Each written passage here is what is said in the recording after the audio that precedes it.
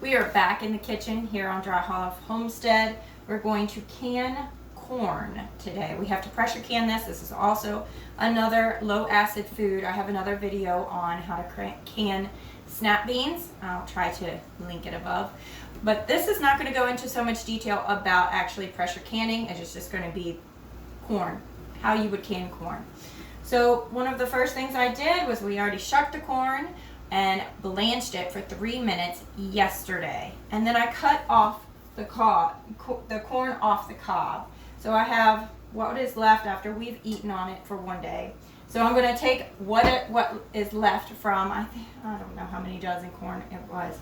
We're going to fill our jars. This is called a raw pack. Raw pack. We use pint size a lot better than quart size of corn in like taco soup. There's different soups and things that we use it in the winter time. So this is what I'm going to do. I'm going to do pints today. We're going to fill it with our already cut off the cob corn. I'm going to show you. I don't know how many pints we're going to get, but we're going to do it in that up to the 1-inch fill line, which is where our rings are starting to be. So we will fill it to there. And then we have a pot of boiling water going on the stove. We also have our canner going on the stove with 2 inches. This is an all-American pressure canner. Every canner is different on how much water you have to have. This needs 2 inches at the bottom. I have those 2 inches of water heating up very nicely, lots of steam happening, almost to boiling. Then we will use that boiling water on the other kettle to, once we have filled this up to the rim, to the 1-inch line, we will put water, fill the rest with water to the 1-inch line. We are also, for a quart, you would put 1 teaspoon of salt. I am going to do pints, so that's going to be half a teaspoon of salt. And then I will show you the next part. I forgot to mention that I have already washed, I have already washed my pint-sized jars with hot soapy water. We do not need to sanitize anymore. That used to be something that they told us to do. The powers that be told us we needed to do that. Now we do not. We are not going to stuff these. We're just going to loosely put them up to 1 inch. So we got 8 pints out of that bowl. That's great. I'm going to go ahead and put half a teaspoon in each one of salt.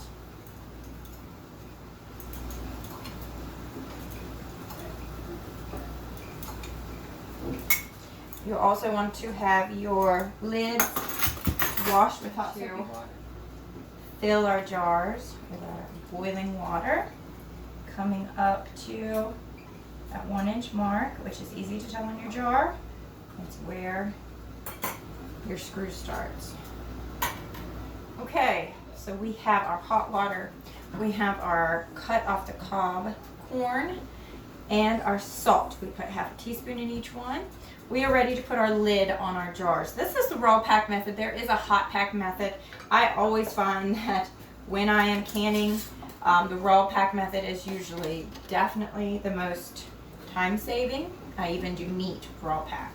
So finger tight. I'll explain it again. Do not use your wrist. Do not use the palm of your hand. As tight as you can get it, just with your fingers. Finger tight. Once we have the lid on, we are, well, I'll pick it up with this because this water is hot. Put it in our canner.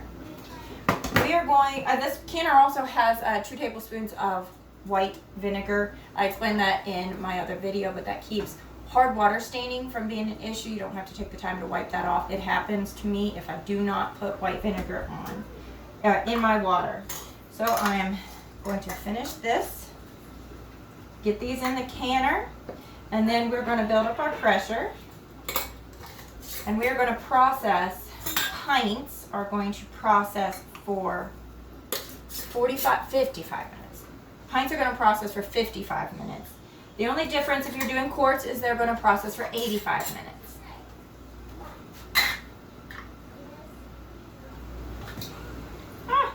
I'm missing one.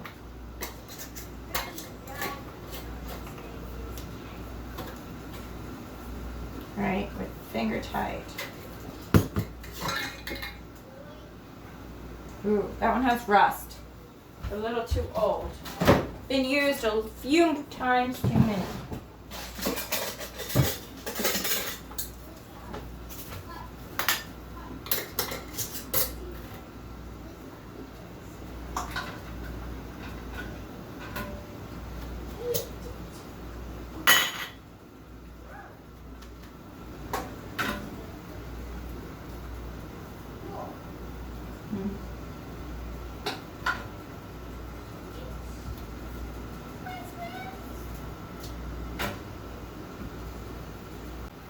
The last can is getting screwed on.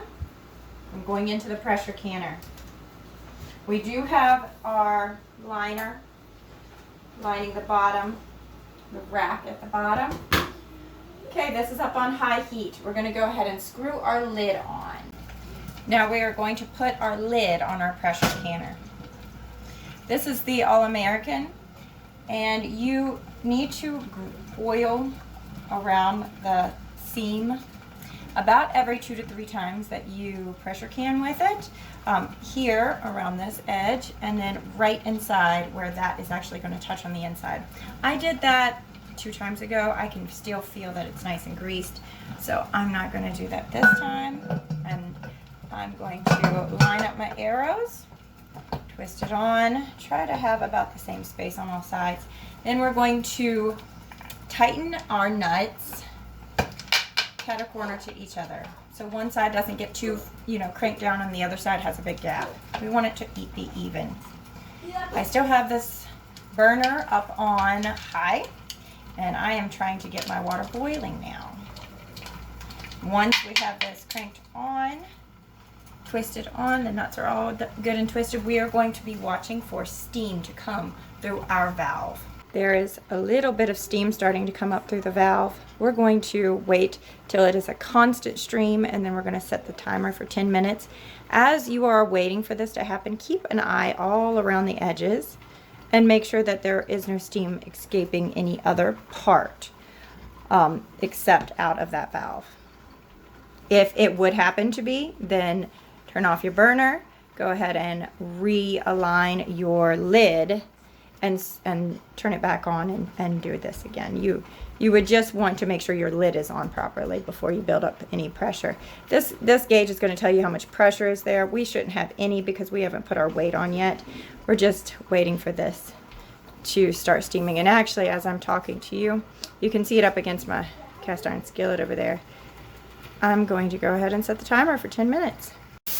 Okay, the timer has went off. Steam has been escaping. It's kind of hard for you to see up against my cast iron there. You can see it's been doing that for 10 minutes. So we are not going to touch our burner. It's still up on high. I'm going to put my pressure gauge on. Pressure weight. Yeah, I believe it's weight. Yeah. We live in the 0 to 1,000 feet altitude, so I'm going to be pressure canning at 10 pounds of pressure.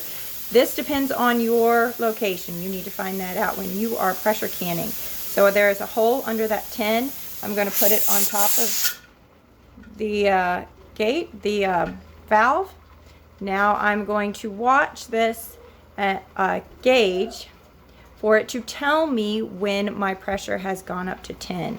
At that point, I can set my timer for 55 minutes, and I'm going to adjust my burner to where I hear this jiggle, because this is going to jiggle as it lets off pressure to try to keep it there at the 10. I'm going to try to get a balance between 2 to 3. I mean, you want to hear it jiggling, but you don't want to hear it nonstop, and I'll show you that when we get there. That pressure has built up to 10. I set the timer for 55 minutes. And I turned my burner down just a little. You can hear it's rocking pretty constant. Turn the burner down. Waiting for it to kind of give itself a break. Make sure I've got it at the right temperature. There you go. Now it's not rocking. You still want to hear it do it quite often. It's not constant. Okay, the timer just went off. I am not going to touch anything on my canner. All I'm going to do now is turn my burner off. And we will leave this alone until we see this pressure gauge go all the way back to 0. Do not touch it. It is hot. There's pressure underneath it. Do not touch. Okay, the lighting has definitely changed. We are getting a storm. And it is 2 o'clock in the afternoon, but it looks very dark. And I do not have great lighting in our home. So here we're going to take this pressure gauge off, or the weight off. And this indicates that we have no pressure left. Just a tiny bit of steam come out. And we're going to leave this again for maybe 5-10 minutes, and then we will unscrew. Okay, we're going to take our lid off of our pressure canner. I didn't even let this set for 10 minutes after I had taken the weight off. I just set up my camera and went. There's no more steam coming out of the valve, so we know it's good. There will be steam coming up when you lift the lid off. You got to turn this to the side a little bit. So don't put your face over it. We've said that before. Just a little bit. And now we're going to let these cans of corn set here to cool off. If you take them from a very hot canner like this and onto the counter, they can siphon out of the top. Never had that happen, but we're also not in like frigid winter weather. So this is going to set here. You can even forget about it. I'll probably come back in about an hour and pull them out and put them on my counter. It has been well over 30 minutes. We are ready to pull our cans of corn out of the canner. They have definitely cooled down. I've heard lots of popping going on. That means we have a good seal. So now you are going to let these sit on the counter in your kitchen for 24 hours before you put them in your storage. This is a good idea because it will let you know within those 24 hours if there were any issues with the sealing. We are going to make sure that when we do put them, wherever you're going to store them, a cellar, pantry, you have taken the rings off and kept them separate. You should not store them with the rings on. They're nice and cool now. You'll pull the ring off and you'll hold it by the lid to see if it has sealed. I think every single one of these has sealed perfectly. I hope you can find something to put up in your pantry, and God bless, and subscribe if you like this kind of content.